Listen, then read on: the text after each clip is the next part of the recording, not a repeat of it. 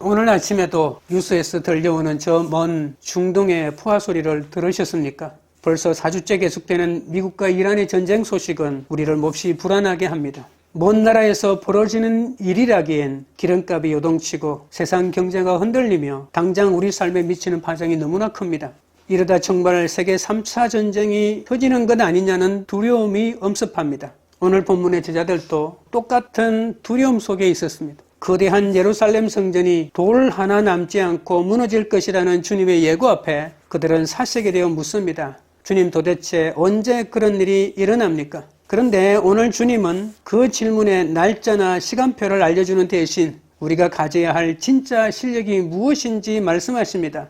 요동치는 세상의 소문 속에서도 마음을 지키고 무너짐의 위기를 영광스러운 증언의 기회로 바꾸는 비결이 오늘 말씀에 담겨 있습니다. 난리와 소문이 가득한 이 시대 끝까지 견디며 승리하는 믿음의 길을 알아보겠습니다.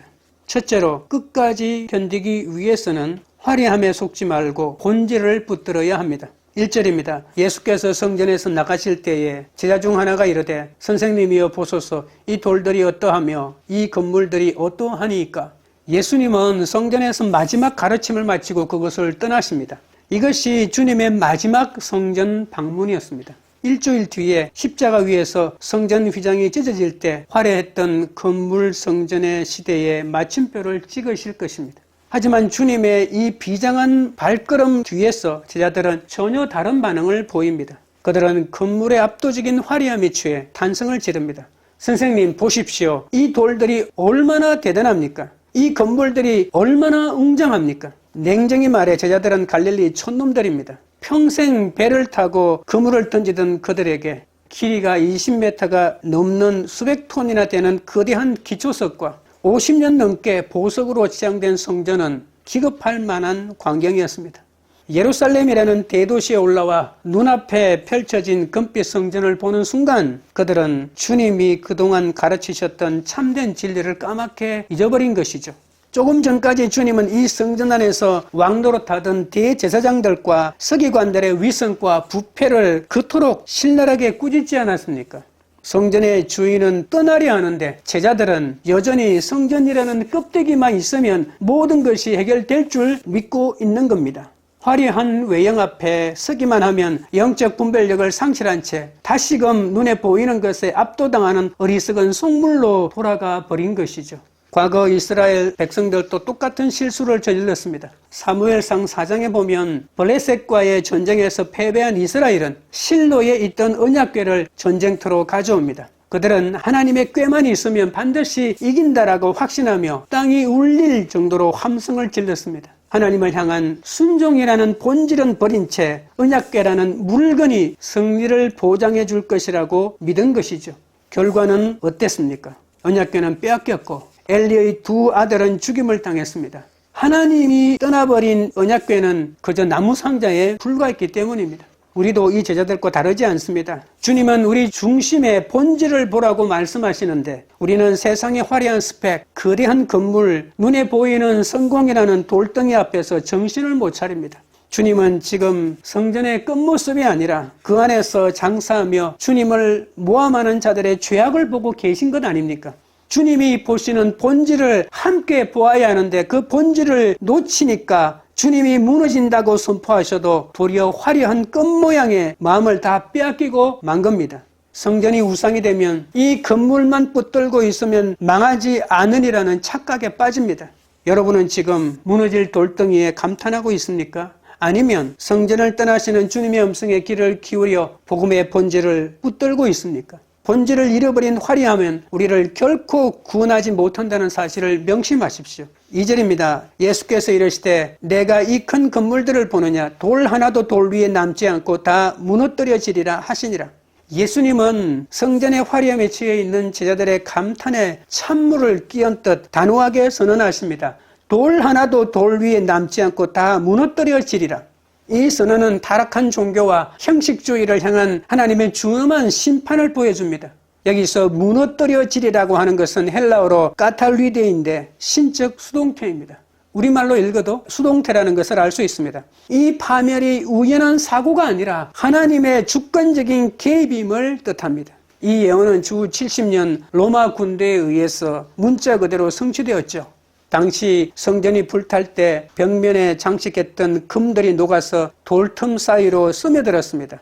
로마 군인들은 이 황금을 한 조각이라도 더 찾으려 성전의 돌 하나하나를 샅샅이 뒤집고 헤집었습니다. 결국 주님의 말씀은 역사의 현장에서 한치의 오차도 없이 증명되었습니다. 84년 동안 공들여 완성했으나 그 영광을 누린 것은 고작 6년에 불과했습니다. 6년 뒤에는 돌 하나도 남지 않고 완전히 무너진 것이죠.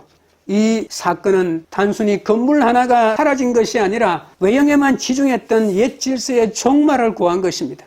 유대인들이 성전 안에서 탐욕을 부리며 끝내 메시아를 거부했기에 하나님은 로마를 도구 삼아 그들을 심판하셨습니다. 성전은 로마의 군사력 때문이 아니라 본질을 잃어버린 죄 때문에 무너진 것입니다. 성도 여러분, 여러분의 인생에서 결코 무너지지 않으리라 믿고 견고하게 쌓아 올린 나만의 헤롯 성전은 무엇입니까? 절대 무너지지 않으리라 믿었던 경제적인 부, 사회적 지위, 건강의 돌담도 하나님의 시간표 안에서는 영원할 수 없습니다. 눈에 보이는 화려함의 마음을 빼앗기지 마십시오. 세상의 모든 돌담이 허물어질 때 오직 흔들리지 않는 하나님의 통치라는 영원한 반석 위에 여러분의 인생을 세우시기 바랍니다. 둘째는 두려움에 떨지 말고 말씀을 분별하십시오. 3절 4절입니다. 예수께서 감람산에서 성전을 마주대하여 앉으셨을 때에 베드로와 야고보와 요한과 안드레가 조용히 묻되 우리에게 이르소서 어느 때에 이런 일이 있겠사오며 이 모든 일이 이루어지려 할 때에 무슨 징조가 있사오리까? 예수님은 성전을 마주보며 감람산에 앉으십니다. 화려한 성전의 파괴를 예언하신 주님의 뒤를 따라온 4명의 제자가 조용히 묻습니다. 어느 때에 이런 일이 있으며 무슨 징조가 있습니까? 제자들은 성전이 무너질 것이라는 충격적인 예고 앞에 큰 두려움을 느꼈죠. 그래서 그 사건이 정확히 언제 일어날 것이며 미리 피할 수 있는 징조가 무엇인지에 온 마음을 빼앗겼습니다. 제자들은 성전이 왜 무너져야만 하는지 그 속에 담긴 하나님의 공의와 심판의 말씀에는 관심이 없었던 것이죠. 오직 때와 기한이라는 시간에만 몰두하고 있습니다.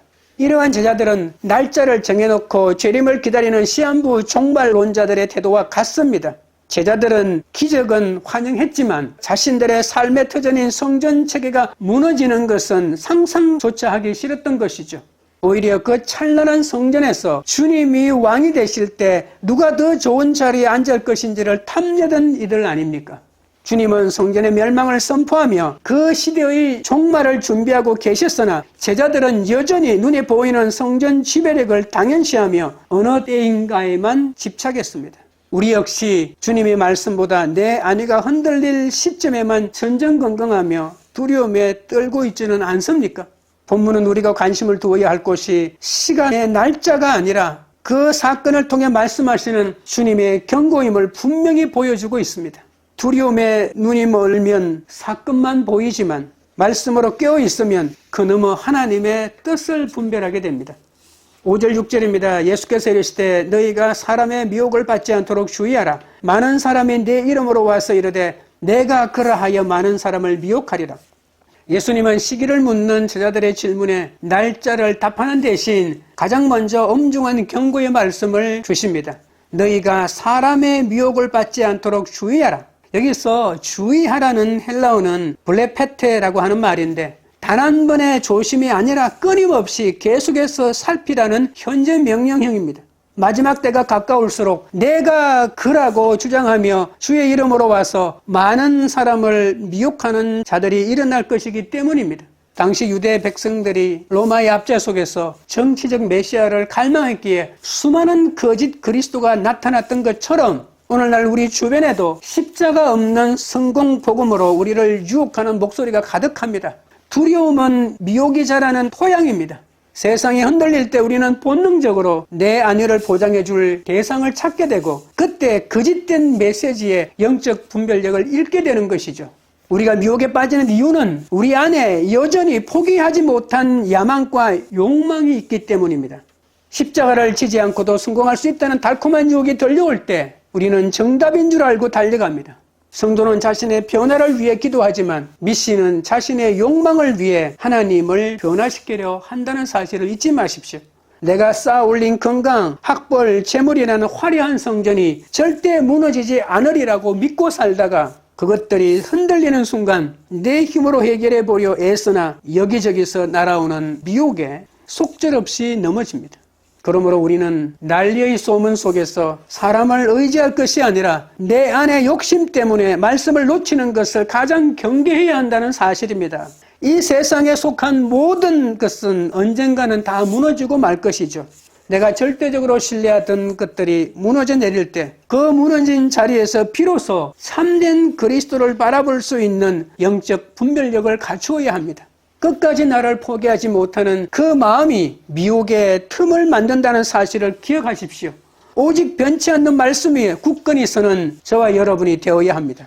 7절부터 8절입니다. 난리와 난리의 소문을 들을 때에 두려워하지 말라. 이런 일이 있어야 하되 아직 끝은 아니니라. 민족이 민족을 나라가 나라를 대적하여 일어나겠고 곳곳에 지진이 있으며 기근이 있으리니 이는 재난의 시작이니라. 주님은 난리와 소문을 들을 때에 단호하게 두려워하지 말라고 말씀하십니다. 4주째 이어지는 미국과 이란의 전쟁 소식, 그리고 세계 곳곳의 지진과 기근은 우리를 떨게 합니다. 그러나 주님은 이 모든 것이 재난의 시작일 뿐 아직 끝은 아니라고 하십니다. 여기서 시작을 의미하는 헬라어는 여인이 아이를 낳을 때 겪는 해산의 진통을 말합니다. 당시 로마의 압제 속에서 유대 민중들은 정치적 해방을 갈망했고 수많은 거짓 메시아들은 재난을 종말의 징조로 오용하며 사람들을 유혹했다고 하지 않습니까? 그러나 주님은 분명히 말씀하십니다. 아이를 낳는 고통 없이는 새 생명을 만날 수 없습니다. 이처럼 지금의 고난은 우리를 파괴하는 절망이 아니라 하나님 나라라는 새 생명을 맞이하기 위해 반드시 거쳐야 할 생명의 진통이라는 사실입니다. 역사의 끝이 오기까지 이런 소란과 아픔은 계속 반복될 것입니다. 우리는 전쟁이 일어났다, 기근이 일어났다, 죽었다고 소리치지만 주님은 새 생명을 태어나고 새로운 구원을 만들어내는 진통이라고 말씀하고 있다는 사실입니다. 우리는 전쟁의 소문만 들어도 가슴이 내려앉습니다. 내가 자랑하던 예루살렘이 무너지고 자녀의 장래와 직장이 흔들리는 사건 앞에서 두려워하지 않기란 쉽지 않습니다. 내 안이 중심으로만 상황을 바라보면 모든 재난은 도저히 해석할 수 없는 공포가 됩니다. 하지만 주님은 이런 일이 있어야 하되라고 말씀하십니다. 반드시 이런 일은 일어나야 한다는 것입니다. 이 난리들은 우리를 파멸시키려는 신호가 아니라 역사의 주인이신 하나님께서 새로운 일을 시작하신다는 역설적인 신호입니다. 마지막 시대는 정보의 홍수와 영적 혼란의 시대 아닙니까? 곳곳에서 이것이 진리다, 이곳에 구원이 있다며 우리를 흔들지만 성도는 소문에 휘둘리는 자가 아니라 말씀을 분별하는 자입니다. 재난의 소식이 들려올 때 내 욕심을 따라 미혹받지 않으려면 먼저 십자가를 바라보아야 합니다. 육이 무너지는 사건을 영이 세워지는 사건으로 보시는 주님의 음성을 들어야 합니다. 세상의 소유를 두려워하지 마십시오. 그것은 하나님께서 새 일을 행하시는 진통의 소리이며 하나님의 통치가 온전히 임할 것이라는 소망의 외침임을 명심하십시오. 셋째는 내 힘을 의지하지 말고 성령으로 정언하십시오. 9절입니다. 너희는 스스로 조심하라. 사람들이 너희를 공회에 넘겨주겠고 너희를 회당에서 매질하겠으며 나로 말미암아 너희가 권력자들과 임금들 앞에 서리니 이는 그들에게 증거가 되려 함이라.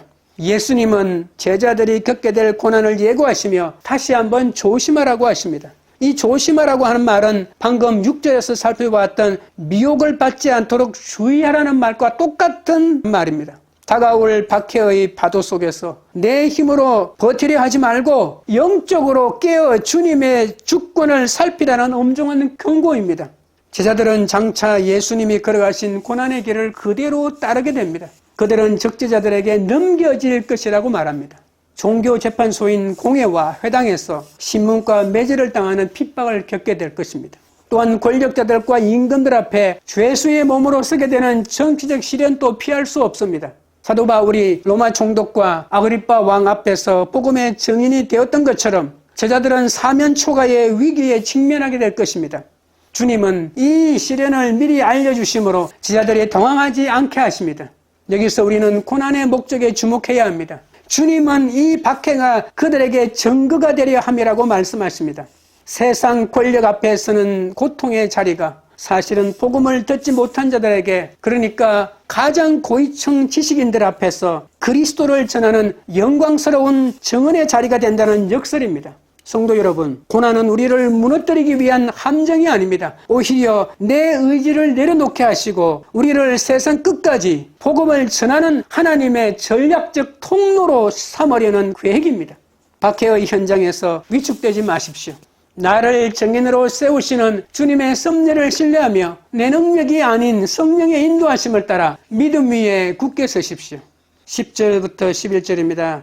또 복음이 먼저 만국에 전파되어야 할 것이니라. 사람들이 너희를 끌어다가 넘겨줄 때에 무슨 말을 할까 미리 염려하지 말고 무엇이든지 그때에 너희에게 주시는 그 말을 따라 말하는 이는 너희가 아니요 성령이니라. 주님은 제자들이 겪을 박해가 단순한 고난이 아니라 만국의 복음을 전하시려는 하나님의 치밀한 전략임을 일깨워 주십니다. 복음이 먼저 만국에 전파되어야 한다. 이 선언은 성전 파괴라는 심판보다 영혼 구원을 향한 선교가 우선임을 명시합니다. 실제로 초대교회의 박해는 복음을 가로막는 장애물이 아니라 오히려 성도들을 흩어 모든 민족에게 복음이 흘러가게 하는 통로가 되지 않았습니까? 세상의 어떤 권력도 복음을 가둘 수 없으며 박해의 법정조차 영광스러운 증언의 자리로 탈바꿈될 것입니다. 이때 주님은 권력자들 앞에 서게 될 제자들에게 무슨 말을 할까 미리 염려하지 말라는 핵심적인 지침을 주십니다. 당시 교육 수준이 낮았던 제자들에게 서슬퍼런 권력자들 앞에서 자신을 변호해야 한다는 사실은 큰 두려움이었을 것입니다. 그러나 주님은 내 힘과 지혜를 짜내어 변론하려 애쓰지 말라고 하시는 겁니다. 대신 그때에 너희에게 주시는 그 말을 하라고 명령하시며 말하는 이는 너희가 아니라 성령이심을 약속하십니다. 우리가 고난의 한복판에서 주목해야 할 분은 바로 성령 하나님이십니다. 성령님은 박해를 면제해 주시는 분이 아니라 그 위기의 순간에 무엇을 말해야 할지 친히 가르치시는 증언의 영이십니다. 그러므로 고난의 자리는 내가 실패하는 자리가 아니라 오히려 내 지혜를 내려놓고 내 입술을 주관하시는 성령의 역사를 가장 생생하게 경험하는 현장입니다. 우리가 세상의 지위나 지식 앞에 주눅들 필요가 없는 이유는 하나님께서 성령을 통해 우리의 완벽한 변호자가 되어주시기 때문입니다. 복음의 증인이 갖추어야 할 최고의 준비는 자기 확신이 아니라 오직 하나님을 신뢰함으로 내 염려를 내려놓는 것입니다. 어떤 위기 앞에서도 나를 통해 말씀하실 성령님을 온전히 의지하십시오. 담대히 입술을 열어 주님이 주시는 말씀을 선포하는 믿음의 주인공이 되시길 바랍니다. 12절 13절입니다. 형제가 형제를, 아버지가 자식을 죽는 데에 내주며 자식들이 부모를 대적하여 죽게 하리라. 또 너희가 내 이름으로 말미암아 모든 사람에게 미움을 받을 것이나 끝까지 견디는 자는 구원을 받으리라. 예수님은 박해의 칼날이 권력자를 넘어 가장 가까운 가족에게까지 향할 것임을 경고하십니다. 형제가 형제를, 자식이 부모를 사지로 내모는 이 충격적인 배반은 복음에 대한 세상의 저항이 얼마나 처절한지를 보여줍니다.